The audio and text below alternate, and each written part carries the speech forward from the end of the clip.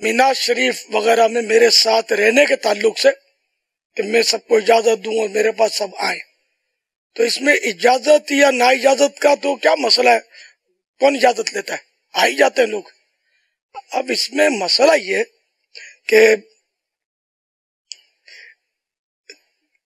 اگر ایک ہی معلم ہے تب بھی خیمے جو ہوتے ہیں نا وہ لمیٹیڈ حاجیوں کے لیے ہوتے ہیں، جیسے 20 حاجیوں کا، 30 حاجیوں کا، اس طرح مطلب حاجیوں کی گنتی ہوتی ہے اس میں۔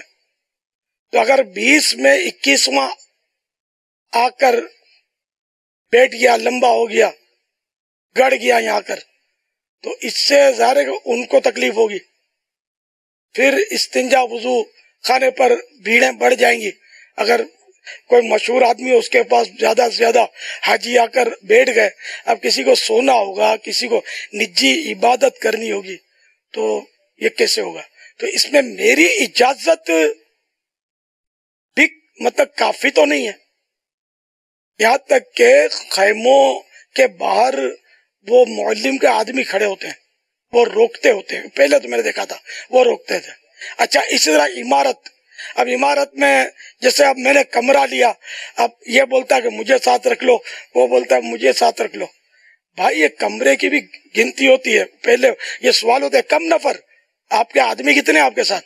تو ہم مثال کے طور پہ 5 آدمی ہیں، تو یہ 5 آدمیوں کے حساب سے کرایہ طے ہوا۔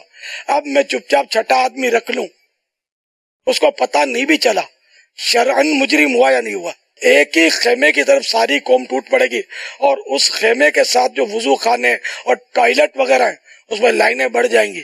تو جو اصل جنہوں نے پیسے پیمنٹ کیے ہیں ان کی بیچارے کی مطلب حق ہے اس کا کہ وہ اس میں ٹوائلٹ میں جائے، اب اس کے پیشاب زور کا آیا ہوا ہے، اور یہ 10 میرے مہمان لائن میں لگے ہوئے ہیں، اور یہ بیچارہ اس کی باری تو آتے آئے گی۔ تو یہ بتائیے کیا یہ ثواب ملے گا، اس میں برکتیں ملیں گی یا کیا ہوگا؟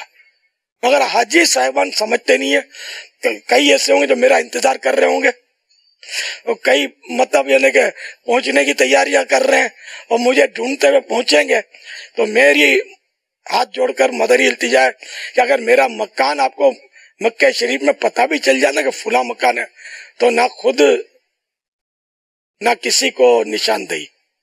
عرف ضرور ہے کہ مہمان آتے ہیں، لیکن یار 1 مہمان ہو، 2 مہمان ہو، 100 مہمانوں کا عرف ہے کہ کسی کے مکان پر ہلہ بول دیں۔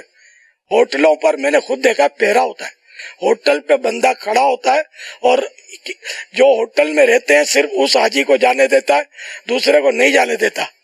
پھر کوئی دھوکہ دے کر وہ چلے جاتے ہوں تو چلے جاتے ہوں۔ تو یہ اس لیے وہ میدان عرفات میں اللہ توفیق دے تو دعا میں ملیں گے انشاءاللہ۔ اللہ توفیق دے دو۔